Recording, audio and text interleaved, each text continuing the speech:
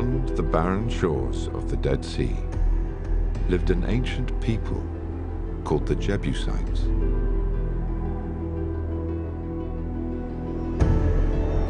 Thousands of years ago, on a large outcrop of bedrock, it is said they worshipped Shalem, the god of the setting sun.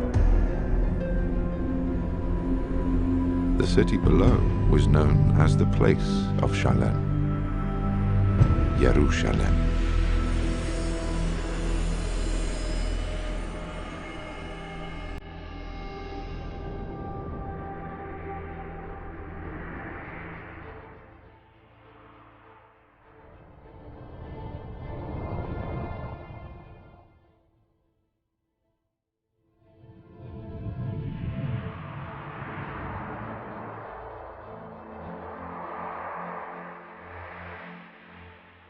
Over time, this city became the gateway to God for three major religions and the most fought-over piece of land in history.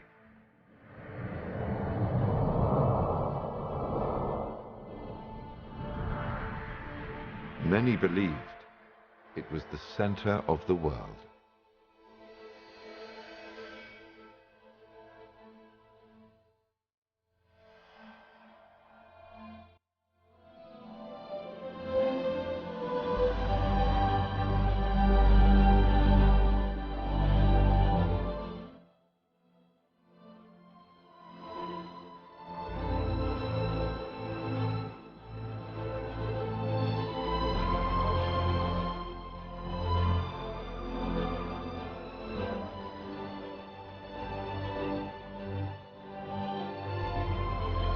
Today, the walled old city at the heart of Jerusalem is a mosaic of cultures and beliefs, where Jews, Christians, and Muslims live side by side, yet in separate quarters,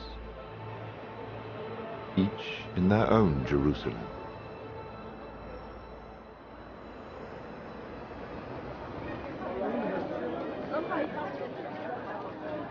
Everyone in Jerusalem has a favorite gate.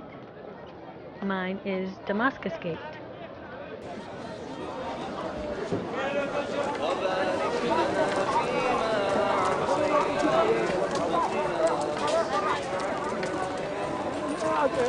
When you enter Damascus Gate, you're in the Muslim quarter, my quarter.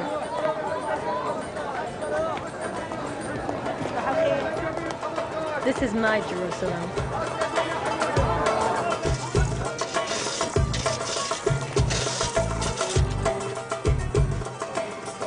In Arabic, we call Jerusalem Al-Quds, which means the holy city.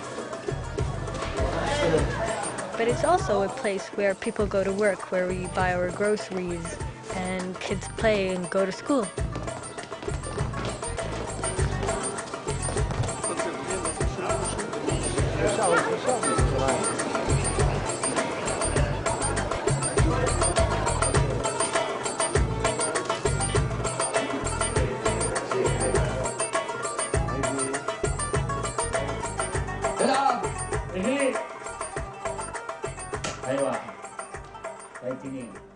Jerusalem to me is more than just a city. It's beauty, it's spirit, and it's also my religion. But most importantly, it's my family. Most people don't think I'm Muslim.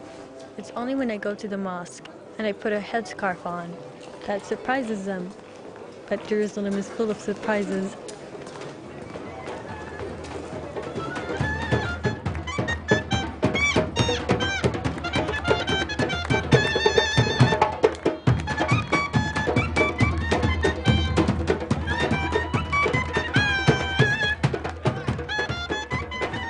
Twice a week in the Jewish quarter, there's a big celebration. For boys, it's called a bar mitzvah. For girls, it's called a bat mitzvah. It's a moment when you become an adult.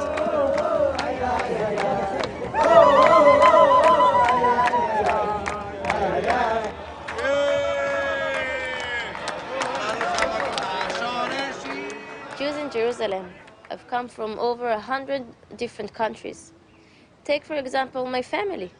My mother is from Paris. Her parents are from Tunisia. My father's family is from Poland.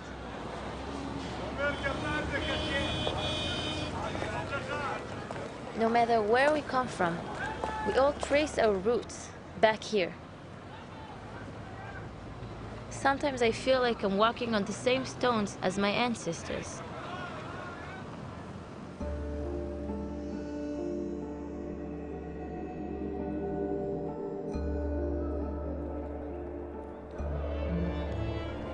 Since biblical times, we have a special word when Jews return to the Promised Land. We say we're making aliyah, which means going up to a higher place. And for us, the Jews, there's no higher place than Jerusalem.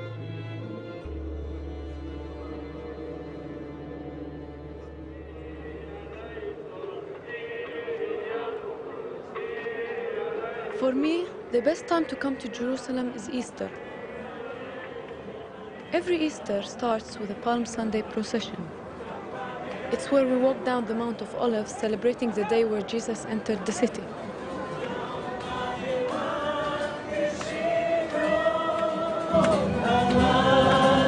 Every year, me and my brother George join in this Palm Sunday procession, and we end up meeting people from all over the world.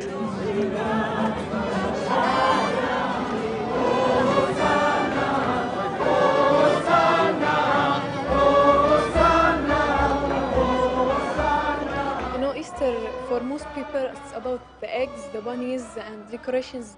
But here, we still have the same Easter like 2,000 years ago. We still relive what happened with Jesus, the Passion of Christ, the same, step by step, every Easter.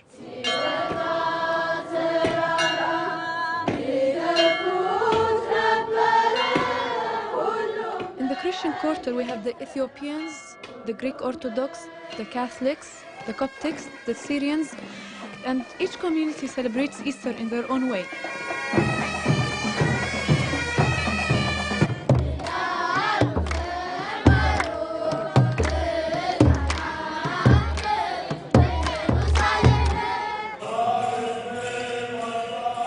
Next to the Christian quarter, we have the Armenian quarter, and they celebrate Easter in their own church.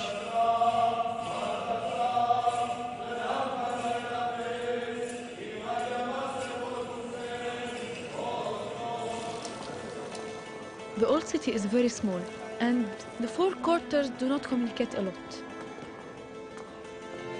Although we live in the same area, we don't know a lot about each other.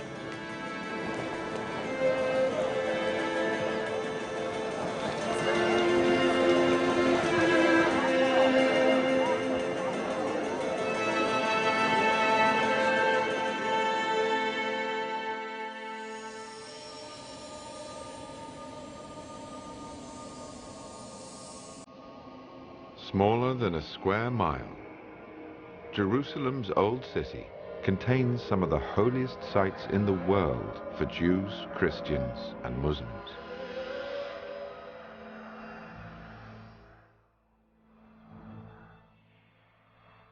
So how did half the people on Earth come to cherish the same tiny space?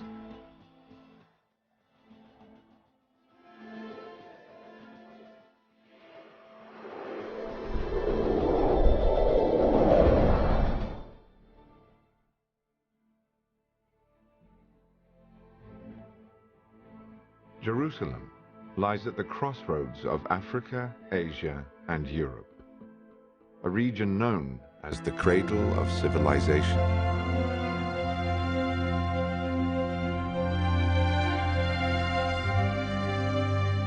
The first empires began here 5,000 years ago.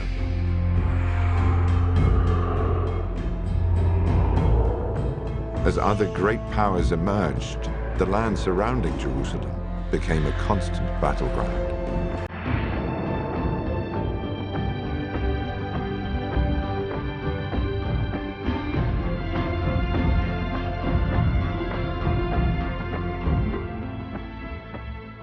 Each civilization left its mark here. The Romans built vast port cities on the Mediterranean Sea.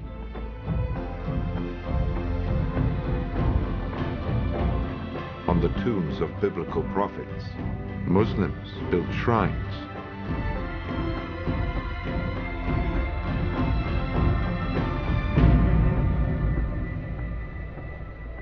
On a high plateau above the Dead Sea, King Herod the Great built Masada, a mountain fortress where Jewish rebels made their last stand against the Roman army.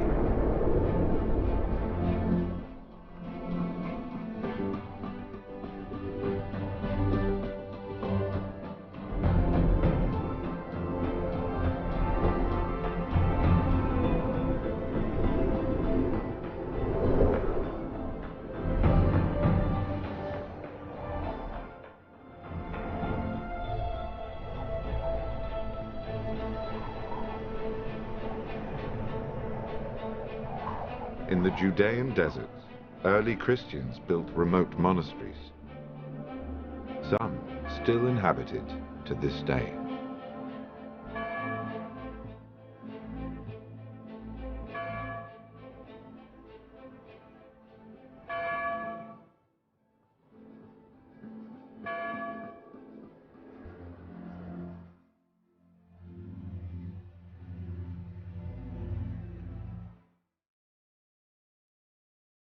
Conquered over 40 times, Jerusalem is many cities, each one built on the ruins of another, and most can still be found beneath our feet.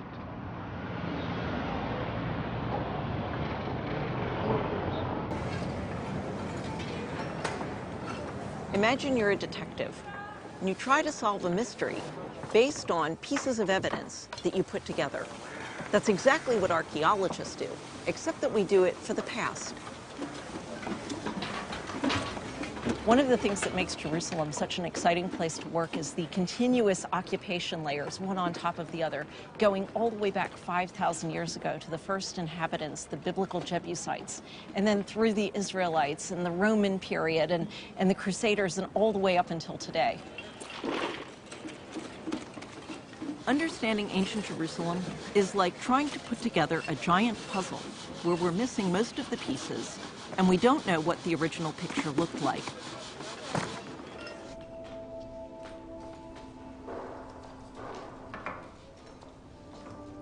Everything that we dig up out of the ground is a new piece of that puzzle.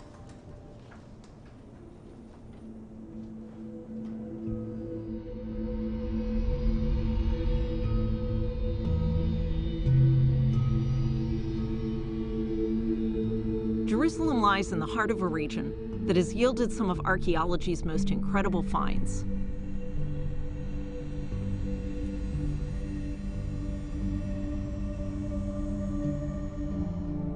One of the most spectacular finds is the Dead Sea Scrolls, which were written over 2,000 years ago and are by far the oldest copies we have of the Hebrew Bible.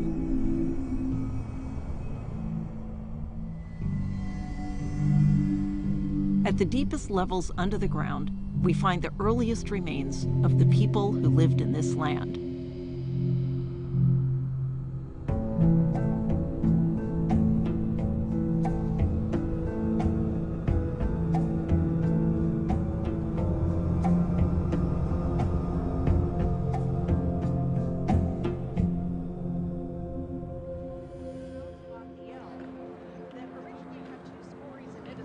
What is it that drew people to Jerusalem in the first place? It's an isolated, poor, rocky mountain town. The answer is simple: water. In the heart of the ancient city of Jerusalem is a spring which has fresh water in it all year round. So the inhabitants cut a tunnel through solid bedrock to get to that water.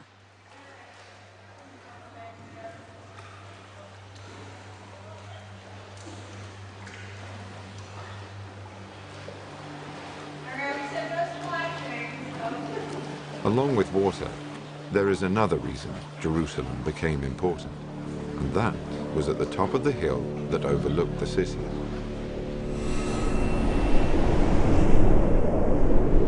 The large outcrop of bedrock, where it is believed the Jebusites worshipped the god of the setting sun. In Jewish tradition, this is the foundation stone where the world was created. And some of the most important stories in the Bible took place. Abraham prepared to sacrifice his son in a test of faith. King David brought the Ark of the Covenant.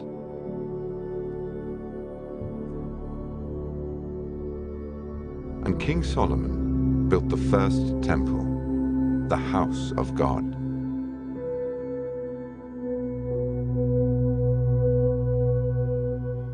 Even after the temple was destroyed by the Babylonians, the belief survived, passed down through the Bible, that Jerusalem was the closest place on earth to God.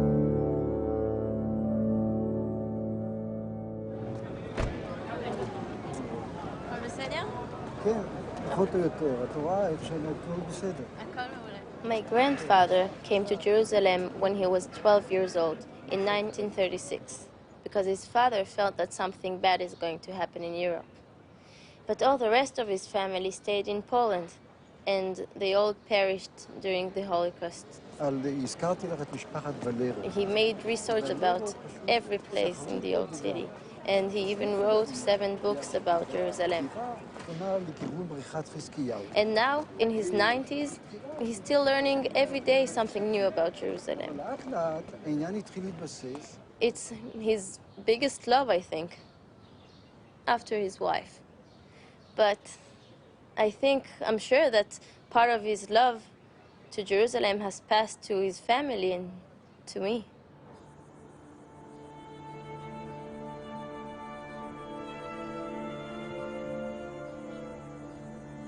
There's a tomb on the Mount of Olives named after the prophet Zechariah.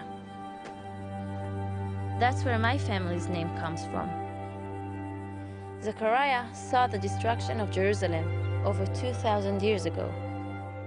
But he prophesied that one day the Jewish people would return to their homeland.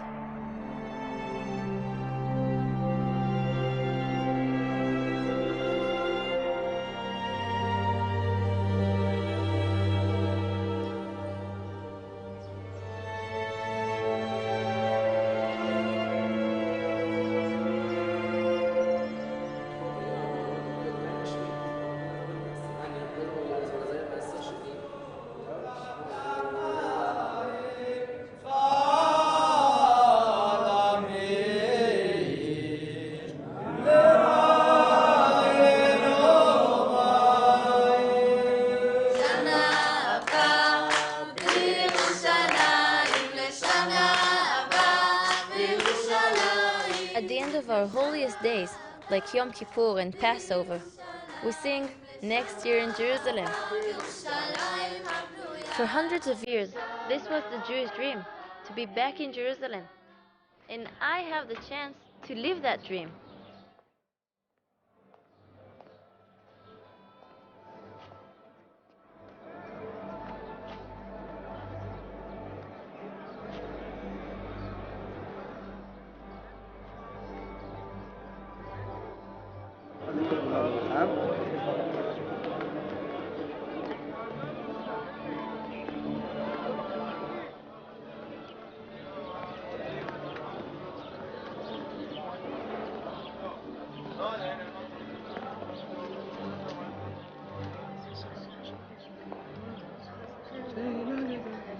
I can really feel the power of this place.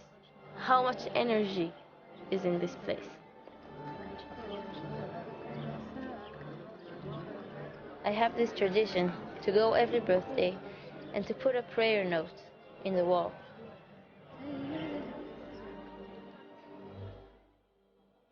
We believe all prayers pass through the wall on their way to God.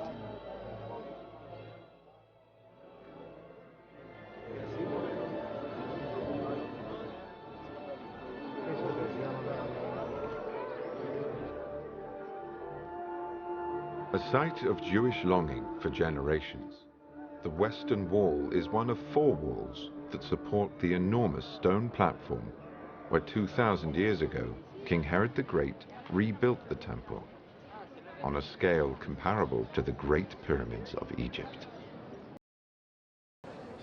When Herod rebuilt the temple, he surrounded the platform on which it stood with a massive wall.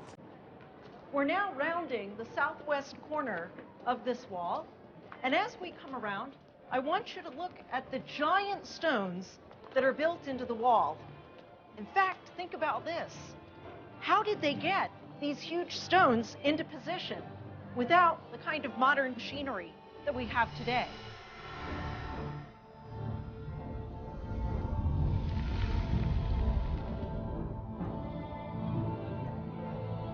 Using written records and the latest archaeological findings, we can imagine what the Second Temple might have looked like at the height of its splendor.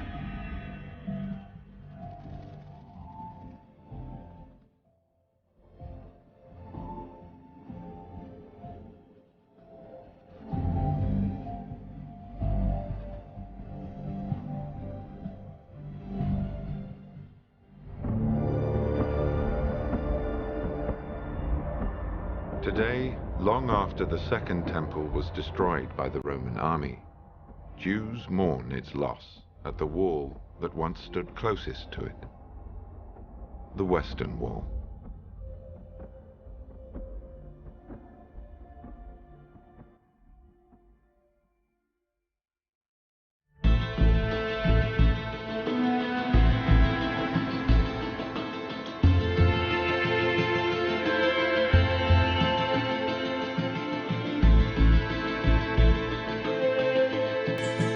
Hundreds of years ago, my family came from Greece and Italy to see the Holy Land, and they stayed.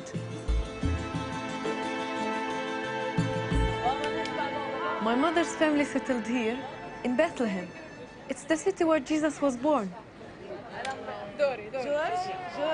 On Easter, we all get together in front of the Church of the Nativity. And sometimes I even get to sing there with my choir.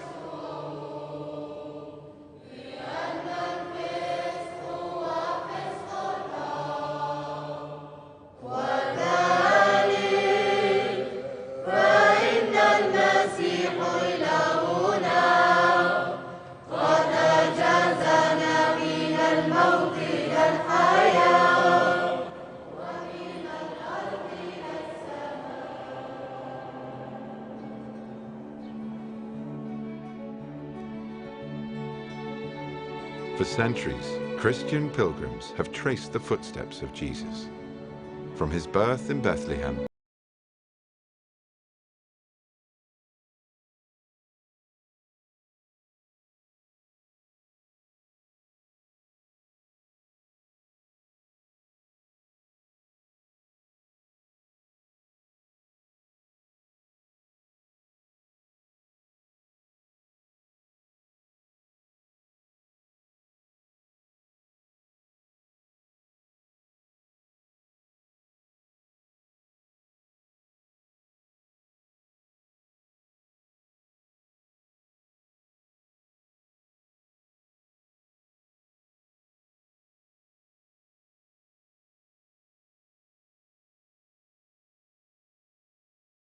Christians believe he gave some of his most famous sermons and found disciples among the local fishermen.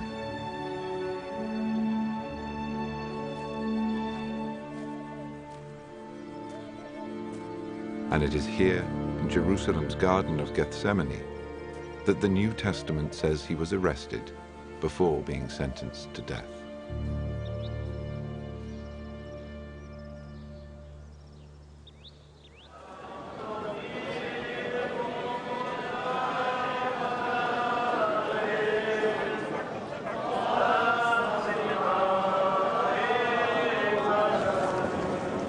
On Good Friday, thousands of pilgrims walk the Via Dolorosa, or Way of Sorrows, said to be the path Jesus took on his way to crucifixion.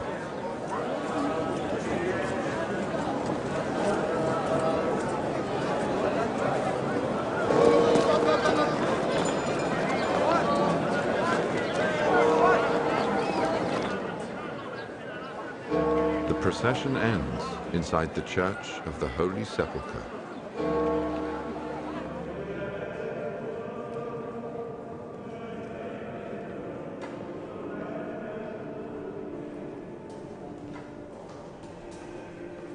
You know, this church is very special to me. Sometimes I see people who have dreamed their whole life of coming here. I realize how lucky I am to live in Jerusalem.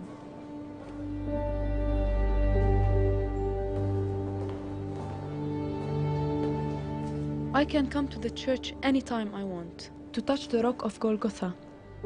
It's where we believe Jesus died on the cross. And visit the tomb where he was buried, and 3 days later, rose from the dead.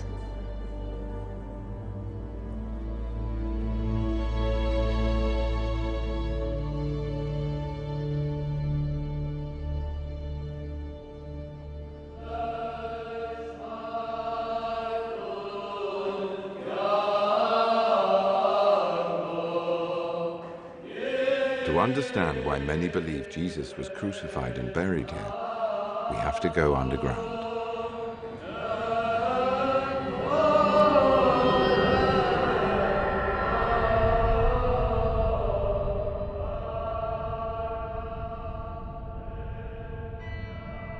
Deep below the church, archaeologists found ancient graffiti. A ship drawn by a pilgrim with an inscription in Latin that reads, "O Lord, we have come." Dated to over 1700 years ago, it suggests that Christians worshipped here even before the church was built.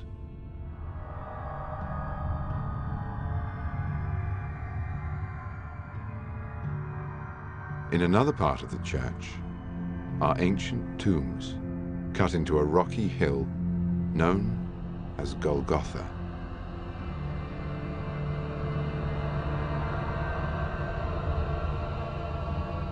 Most archaeologists believe this was a Jewish cemetery in the time of Jesus.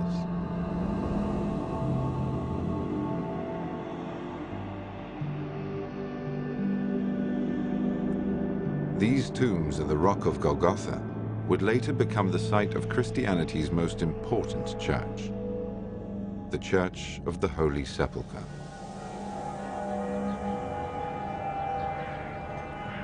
Ultimately, archaeology cannot prove Jesus was buried here. This remains a matter of faith.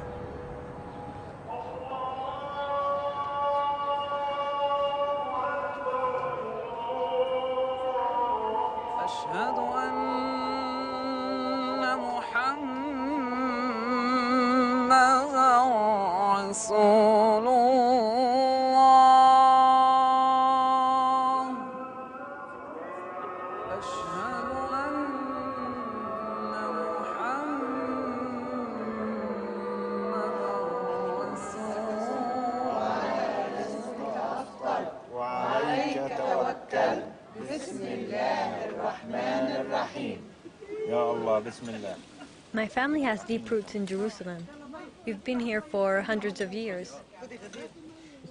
We love talking about family history, especially during the month of Ramadan, when the whole family gathers to break the fast.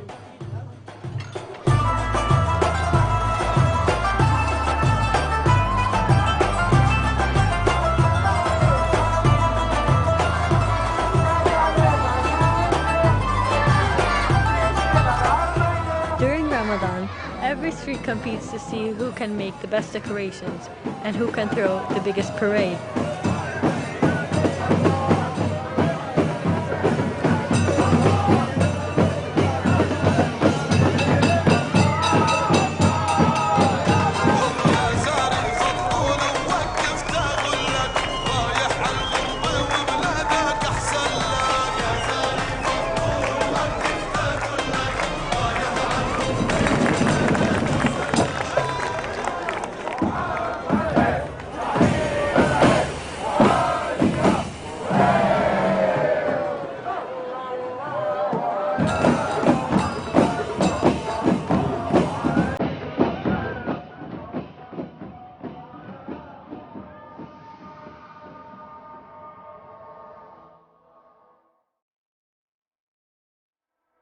To the Muslim world, Jerusalem is the city of the prophets, Abraham, David, and Jesus.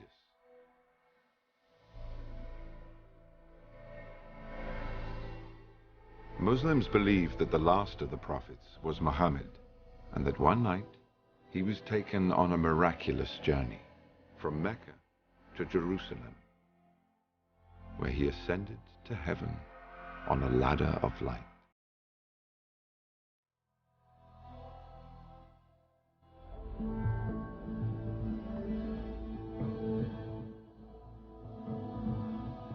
For over 1,000 years, Muslims have linked the Prophet Muhammad's night journey with the stone platform that houses the golden dome of the rock and the mosque at the southern end.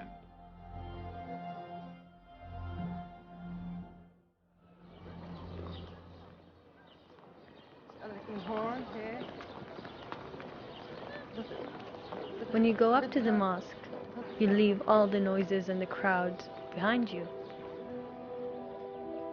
You come out to this wide open space filled with birds and trees. It's like you're in another world.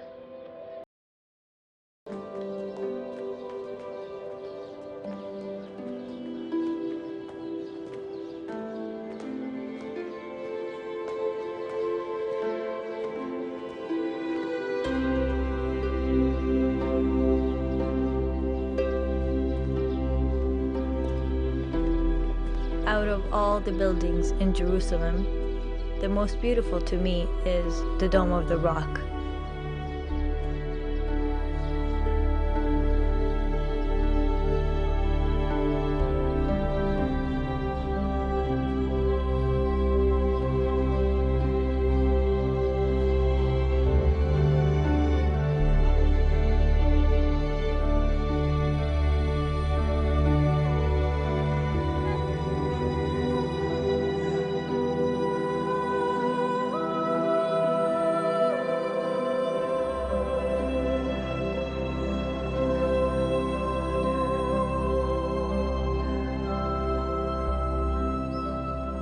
The Dome of the Rock is actually built over a rock, which we call Al-Sakhra, where we believe Prophet Muhammad, peace be upon him, rose to the heaven and led all the prophets in prayer.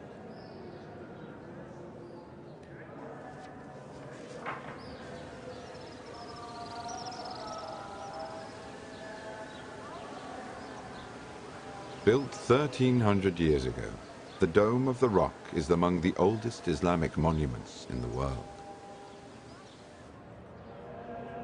But why here, just above the Western Wall? What is it about this site that made it the gateway to God for Muslims?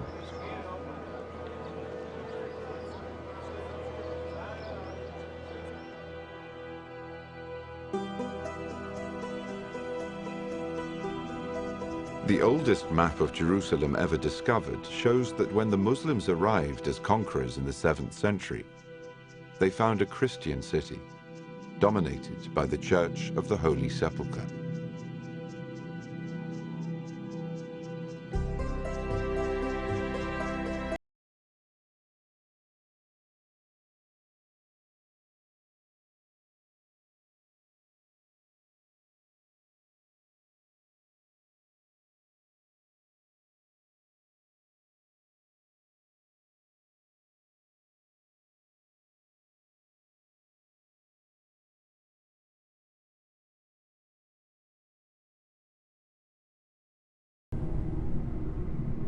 Only once they cleaned it did they uncover what they were searching for.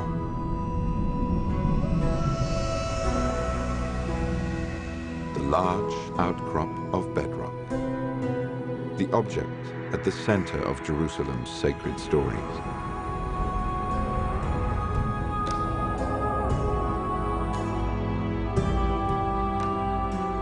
Today, the Dome of the Rock guards the ancient stone, where it is believed the Jebusites once worshipped, the temple stood, and the Prophet Muhammad ascended to heaven.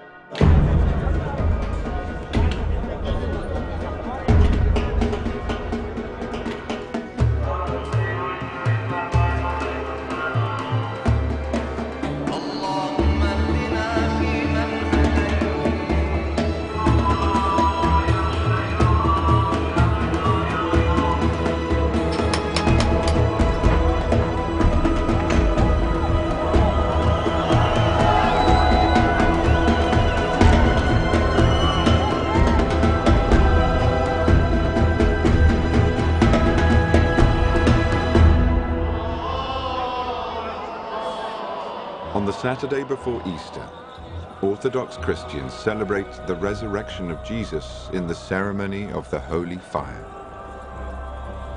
one of the oldest rituals in Christianity.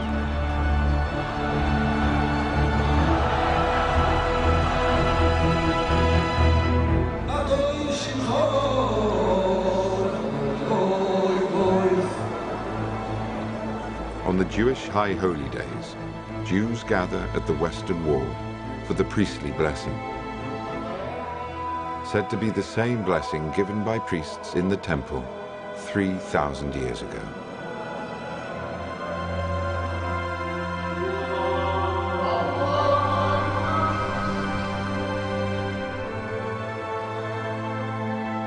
In the final days of Ramadan, Muslims believe the sky opens up and all their prayers are answered.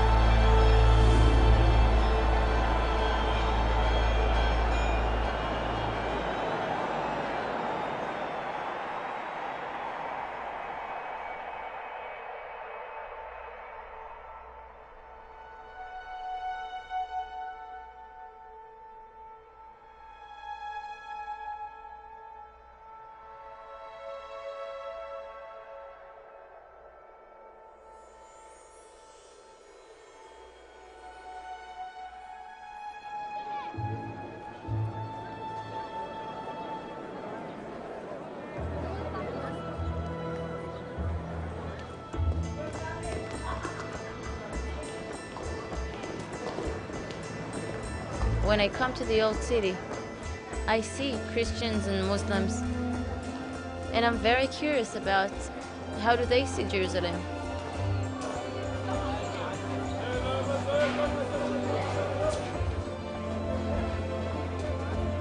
And I also wonder if they're curious about my community, about my life.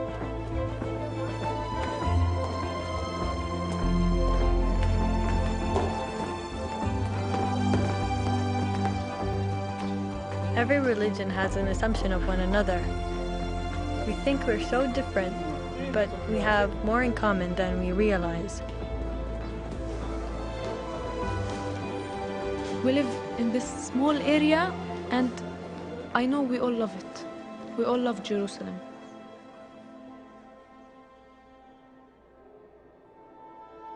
You know, I hope one day we can have the courage to meet the people who are living right next to us. Maybe not yet. Someday, yes.